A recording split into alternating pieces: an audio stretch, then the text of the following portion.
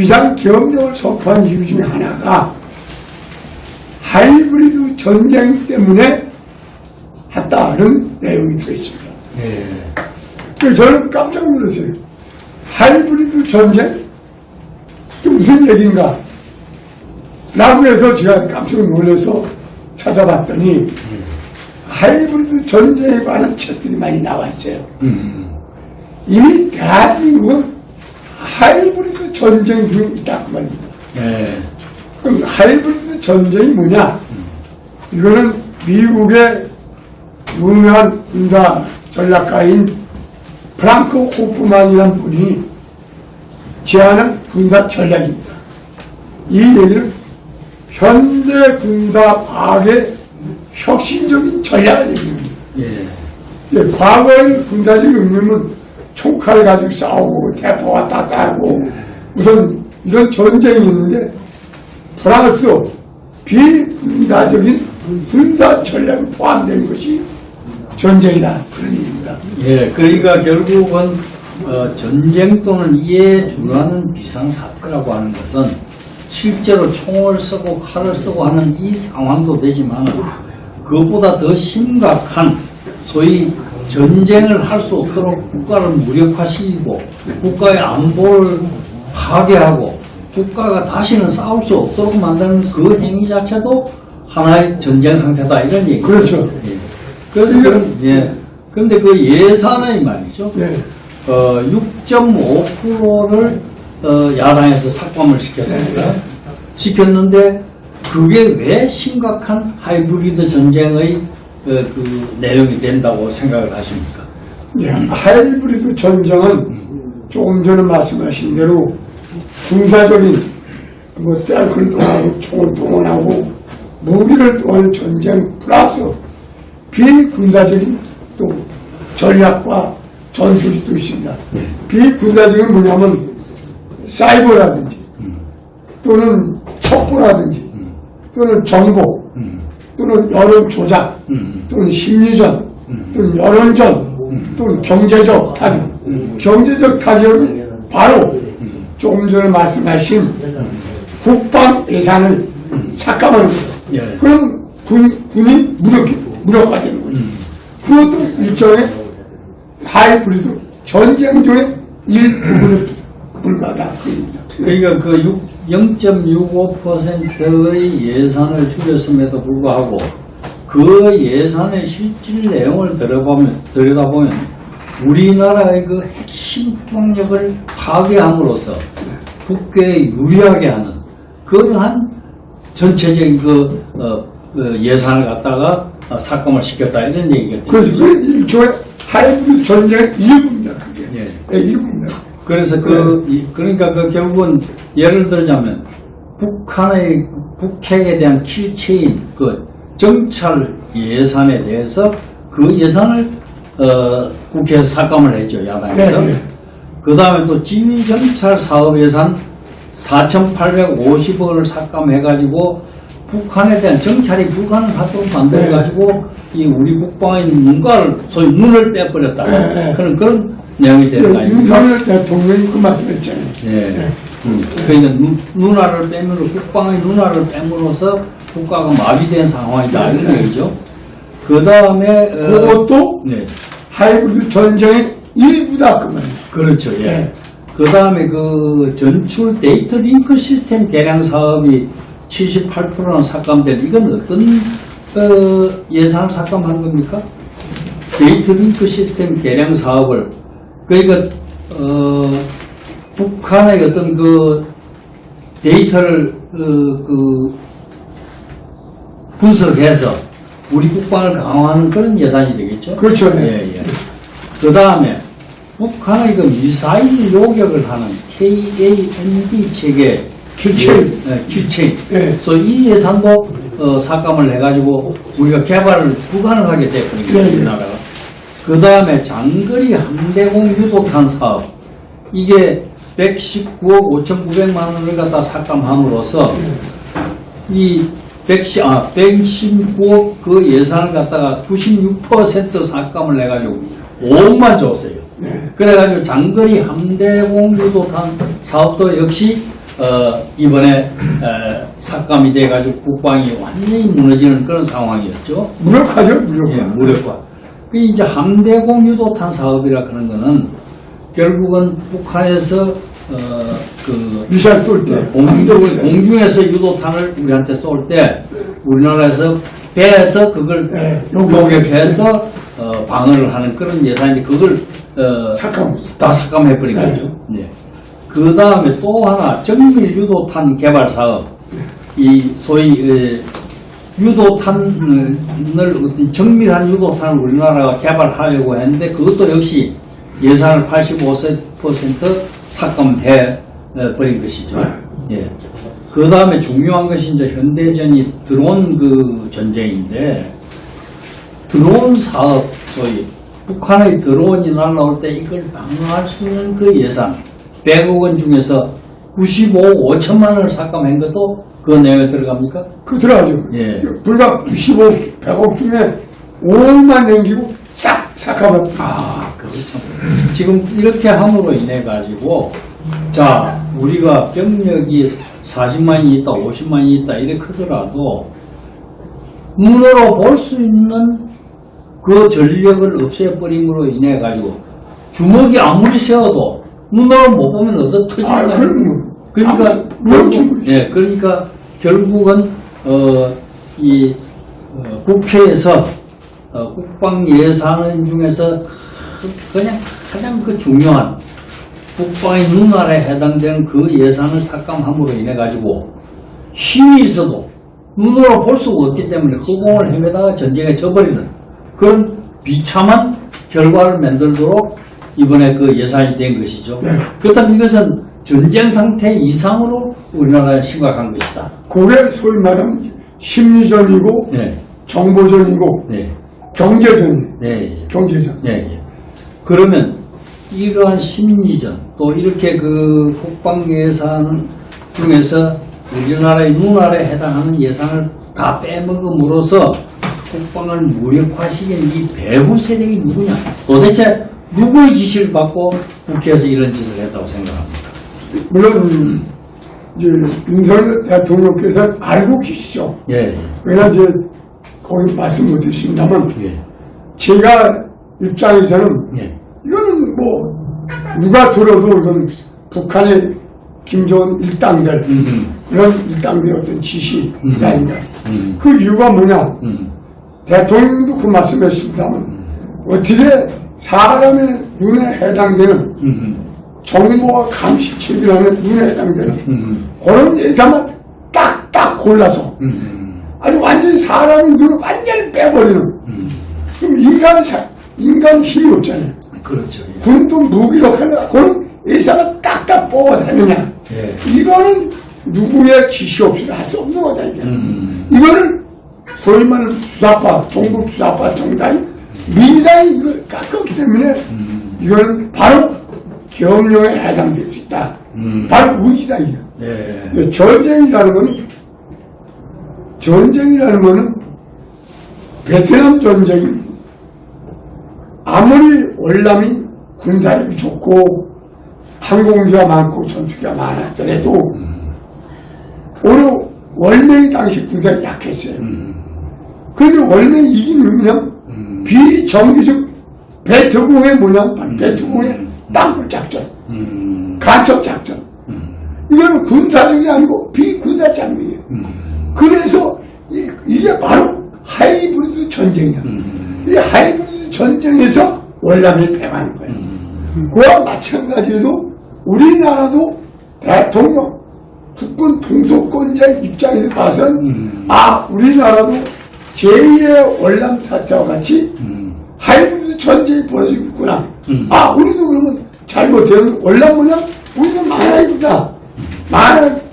망하겠구나는 어떤 절박감이 있었다. 우리와 그런 어떤 그 생각이기 때문에 비상계엄을 선포했다. 이렇게 볼 수 있는데 제가 오늘 여기 지금 말씀드리는 얘기는 지금 며칠 있다가 다음 주에 미국 국방장관이 한국 방한을 냅니다. 근데 방한의 이유는 물론 한미 상호 방위초가 그 3조가 있기 때문에 이제 그 3조가 뭐냐면 각 당사국이 어느 한쪽에 무력 침공을 받을 때는 공동으로 대처한다는 그런 삼중 공약이 있습니다. 그런데 미국의 국방부에서는 한국의 전쟁은 하이브리드 전쟁, 보이지 않는 하이브리드 전쟁이 있기 때문에 이걸 적대행위로 보기 때문에 국방장관이 거기에서 한국 내에 벌어지고 있는 하이브리드 전쟁, 윤석열 대통령이 말하고 있는 하이브리드 전쟁을 대처하기 위해서, 공동 대처하기 위해서 국방장관이 온 거다. 이렇게 판단할 수밖에 없는 겁니다.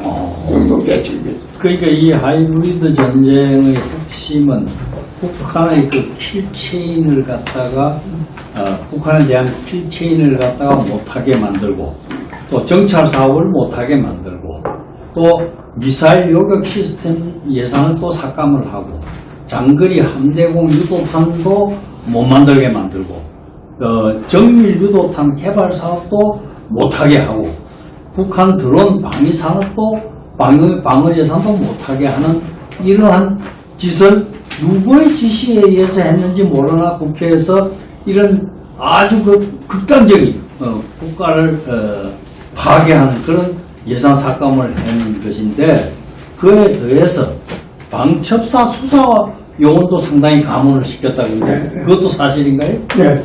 그래서 하이브리드 전쟁 중에 뭐가 포함되냐면 첩보전이 들어가 있습니다. 네. 가첩전이 있습니다. 네. 얼마 전에 김규리 변호사가 뭐라고 했냐면 민당 내 국회 23명의 보안법 위반자 반 국가 세력이 있다고 그랬습니다. 또 사법부에도 있고 여러 가지 있다. 이 여러 가지 사법부나 행정부나 입법부에 언론대 요소에 들어박혀 있는 이 김진전을 치고 있는 이 소위 말하는 간첩 활동 또는 소위 말하면 정보활동 이것도 일종의 하이브리드 전쟁 일부입니다. 그 하이브리드 전쟁이란 말은 조합전쟁이라는 얘기야. 조합전쟁. 그렇기 때문에 이 국군 통수권자 윤석열 대통령 위에서 볼 때는 대한민국의 제2의 월남전과 같이 하이브리드 전쟁이 벌어지고 있다. 지금 러시아와 우크라이나 전쟁도 하이브리드 전쟁입니다. 지금 북한군이 파동된 그거는 군사적인 측면만 있고 비군사적 측면이 드론이 가서 쏘고 또는 첩보들이 쓰고 간첩이 가서 점령하고 이 조합적으로 좀 하고 있습니다. 이게 지금 우크라이나와 러시아의 전쟁 하이브리드 전쟁이라고 지금 미국에서 하고 있습니다. 그 전쟁이 한국에서도 일어나고 있다. 다만 보이지 않을 뿐이다. 라고 해서 윤석열 대통령께서 계엄령을 선포했다.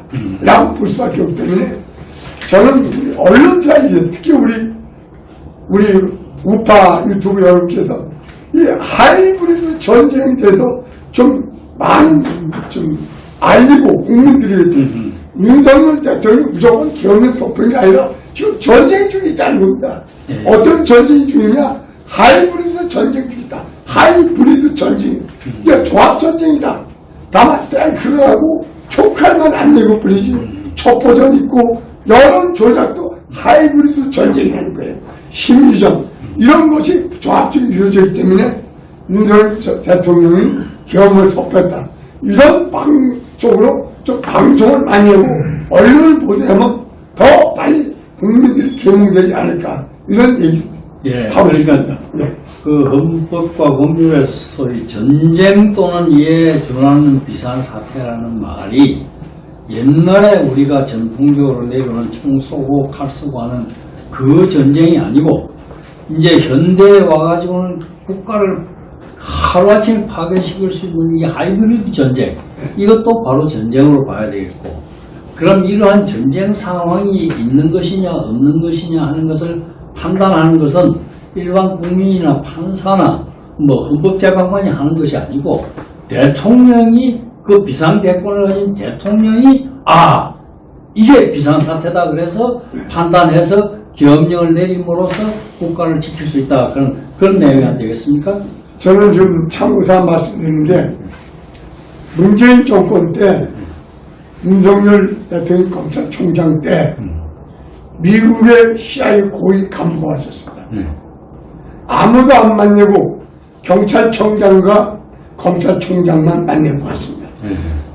지금 와서 보면 최근에 이제 국방장관이 온다는 얘기를 들어보니까 그 당시 CIA 고급 간부가 윤석열 대통령과 경찰청장만 만나간 이유가 뭐냐 했을 때는 이미 그때 미국 CIA가 한국의 이러이러한 전쟁 가능성, 이런 하이브리드 전쟁 가능성 있다는 그런 어떤 경고성의 어떤 만남이 아니었던가 이런 추측이 가는데 그는 이제 훗날 이제 발표가 되겠습니다만 하여튼 지금 대한민국 하이브리드 전쟁 중이다.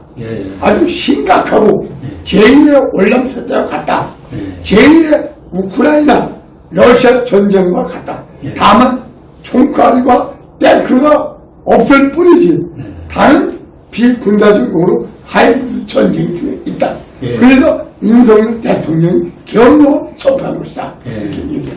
자, 따라서 이 하이브리드 전쟁 상황에서 현재 윤석열 대통령의 상황을 볼 때 현재 구속이 돼가지고 그 헌법재판소에서 결심이 되었고 또 법원에서는 또 대통령을 내란죄로 재판하겠다고 대들고 있고 검찰에서는 또 장성들 그 밑에 장관들 전부 조사해서 처벌하겠다고 대들고 있고 하는 이런 상황인데 여기에서 이 하이브리드 전쟁 상황에서 윤 대통령이 판단한 계엄 선포는 헌법상 합법적인 권한의 행사이고 또 국가를 위해서 필요한 일이었고 따라서 이 윤 대통령을 도와서 활동했던 그 밑에 참모들은 모두 다 국가를 위해서 헌신한 사람이다. 그렇기 때문에 윤석열 대통령에 대한 탄핵의 기각과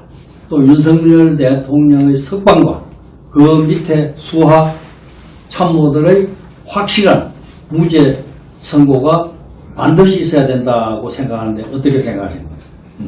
물론 저는 무죄라기보다는 아예 탄핵감이 되지도 않고 윤석열 대통령 무죄하면서 뭘 탄핵이고 또 헌법재판에서 이루어지는 이 심판도 한마디로 이거는 참 소위 말하는 어불성설 말도 안 되는 지금 재판이 이루어지고 있다는 생각이 듭니다. 이제 그러나 저는 이제 좀 더 하이브리드 전쟁이 된 그 책에 나온 책을 일부 좀 소개를 하겠습니다. 하이브리드 전쟁은 탱크와 총칼을 동원한 군사적 전쟁이 있고 플러스 사이버전이 있습니다.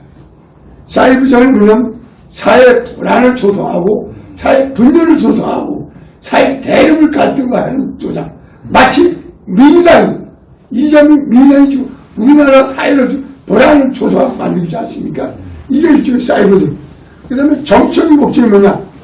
자기의 어떤 목적을 위해서 이재명이 어떤 대통령 자격을 잡기 위해서 하는 전쟁도 사이버 전쟁이다. 이런 얘기를 하고 있고. 그 다음에 또 정보전이 있습니다. 정보전은 뭐냐면 정치적 개입을 해. 그 정치적 개입이 뭐냐면 러시아가 2016년대 미국 대선에 개입을 했습니다. 그게 달려와야 돼. 그런 게 또 정보전. 그 다음에 기업과의 기밀 이렇게 우리나라 중국에서 삼성전자의 기밀 유출을 미국에서 중국에서 팔아먹고 약 44조가 해당되는 이런 것도 일종의 정보전. 또 북한에 또 우리 남한에 드론을 터뜨리고 가는 이런 거. 얼마 전에 작년과 재작년에 용산 거기에 북한 드론이 떨어졌어요. 이거는 어마어마한 사건입니다. 이거는 전쟁을 유발할 수 있는 사건인데 이상하게 그 당시에 윤석열 정부에서 왜 찾고 있는지 몰라요. 아마 옛날 박정희 대통령이 갔으면 이걸 아마 전쟁이 일어났을 거예요. 전자대 같은 그런 쪽으로 드론이 이 용산 한가운데 떨어진 이것이 바로 정보전이다. 그 얘기입니다. 그에 뭐 여러 가지 무역 전쟁, 뭐 경제 전쟁. 아까 그 정보전 중에 하나가 바로 그 말씀하신 민정 예산을 깎은 거. 그것도 뭐 누구의 지시를 받았냐고 얘기했습니다만 저는 북한의 김정은 일당의 지시를 받고 사람 눈에 해당되는 그런 예산을 싹싹 하면 이것도 일종의 정보전이고 심리전이고 하이브리드 전쟁. 그래서 지금 대한민국이 지금 위기에 처해 있다. 이렇게 해서 윤석열 대통령의 비상계엄은 당연하고 이건 국가의 구국의 결단이고 대한민국 살리면 자유민주 살리면 구국의 결단이다. 이렇게 저는 보고 있습니다. 그래서 지난번에 3.1절 그 광화문, 여의도, 대학로, 부산에 지금 수백만이 나온 것이 바로 하이브리드 전쟁을 빨리 우리가 자유민주시키기 위해서 하는 전쟁을 하기 때문에 우리가 같이 싸우겠다. 그런 의미에서 나왔다. 이렇게 볼 수 있어요. 그 조금 각도를 달리해서 현재 전 국민적 열망이 윤석열 대통령에 대해서는 탄핵 소추를 각하시켜야 된다. 빨리 윤 대통령을 복귀시켜서 국가를 다시 일으켜야 된다는 것이 절대적인 여론인데도 불구하고 국민들이 걱정을 하는 것이 앞으로 선거를 하면 이 선거관리위원회를 믿을 수가 없어. 그렇죠. 여기에 뭐 중국제 전자개표기를 가져와가지고 말이지. 이걸 가지고 개표를 해야 되겠다는데 또 선거개표 그 기계 전자기로 안 해도 한 2시간만 더 하면 손으로 해도 다 됩니다. 근데 굳이 중국제 전자개표기를 가져와가지고 그걸 뺑뺑이를 돌려가지고 해킹을 시키고 부정을 하고 해서 선거 결과를 만들어 보겠다는 이런 생각들을 하는 그 선거관리위원회와 그 주변 사람들 이거 어떻게 생각하십니까? 지금 참 좋은 질문 하시는데 소위 말하는 하이브리드 전쟁 중에는 정보전이 있는데 정보전에도 이런 내용이 있어요. 러시아가 2016년도에 미국 대통령 선거에 개입했다. 결국 트럼프가 떨어졌지 않습니까? 이 전쟁에 개입을 했기 때문에 마찬가지로 우리나라에도 선거관리위원회에서 부정선거에 개입을 하지 않습니까? 여러 증거 나오지 않습니까? 그리고 또 아까 말씀드린 대로 중국제 화해를 쓰고 있다. 지금 트럼프는 화해를 빨리 물리치자는 얘기를 주장하고 있습니다. 왜? 그게 선거 전에 부정선거의 원흉이기 때문에. 마찬가지로 우리나라의 선거관리위원회에서 부정선거에 개입을 했기 때문에 이것도 일종의 하이브리드 전쟁 일부다. 그래서 저는 우리나라의 선거관리위원회 헌법재판소는 존재할 가치도 없고 존재할 이유도 없고 빨리 폐기 처분해야 된다. 이렇게 생각합니다. 그러니까 우리나라의 선거관리위원회와 헌법재판소를 폐지해야 된다. 그런 말씀을 하셨고 이 선관위에서 특히 이 중국제 기계를 가지고 집계를 하고 검표를 계산하고 이거 할 필요가 없어요.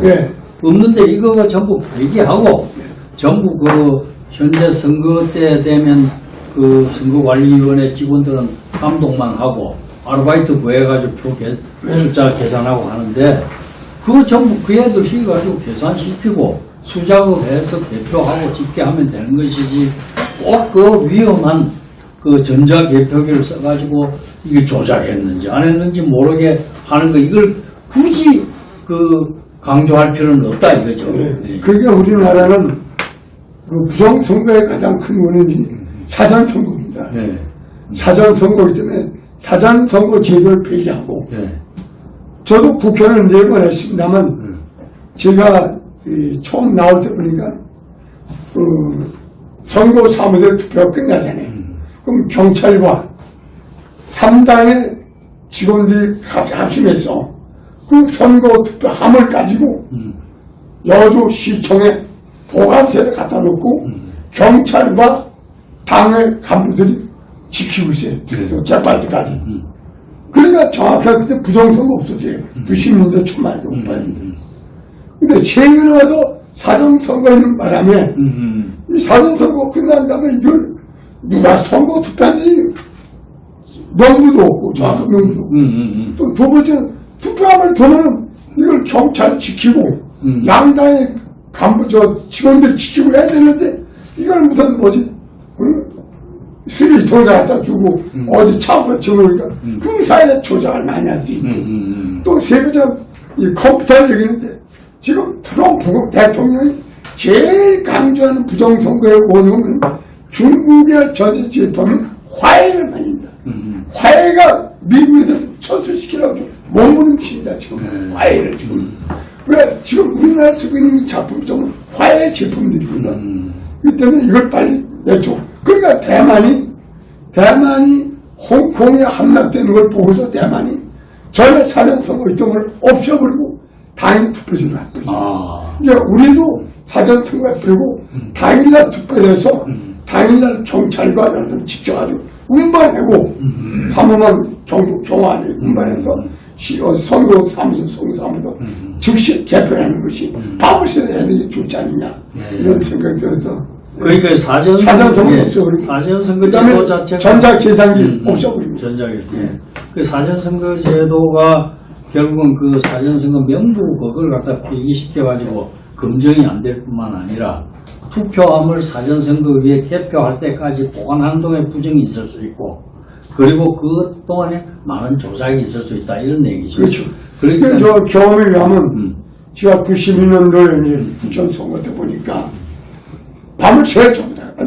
이제 경비를 서가지고 가지고 있고 강당에 한쪽 강당에 있고 있는데 거기서 밤새서 새벽 1시에 끝나더라고. 그렇죠. 요즘 일찍 끝나는데 1시에 끝나더라고. 그러니까 그 작업을 했기 때문에 그렇게 하더라도 부정선거를 막아야 될 거 아니에요. 막아야 돼. 네. 그렇기도 하고 사전선거를 하면 이거 투표함 지키는데 며칠이 걸리기 때문에 지키는 사람들이 전부 어디 가고 자고 해가지고 지킬 수도 없습니다.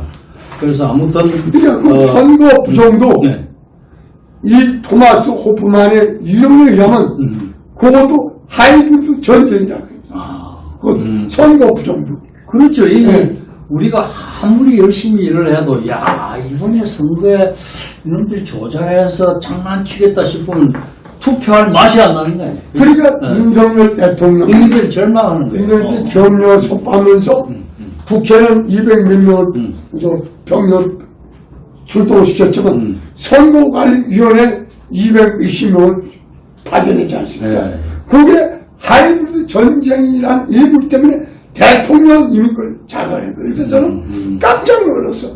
우리나라 국군 통수권자인 대통령께서 이 미국에서 알고 있는 하이브리드 전쟁을 알고 있다는 것이 정말 대단한 자랑스럽고 정말 다시 한번 존경스러워. 정말 우리나라 대통령이 이 하이브리드 전쟁을 알고 있다는 것에 대해서 아마 웬만한 기자들은 잘 모를 거예요. 말든. 그래서 저는 우리 우파 유튜버에서도 하이브리드 전쟁 중이다. 이런 널리 좀 선전을 해줬으면 좋겠습니다. 뭐 조중동 이런 거 좌파일 때 만들고. 감사합니다. 오늘 이주택 의원께서 하이브리드 전쟁에 관해서 말씀을 하시면서 우리나라의 국방, 또 사회, 또 경제, 그 다음에 심지어는 선거에까지 이 침투해 있는 이 하이브리드 전쟁의 심각성에 대해서 잘 설명해 주셨습니다. 고맙습니다. 고맙습니다. 네.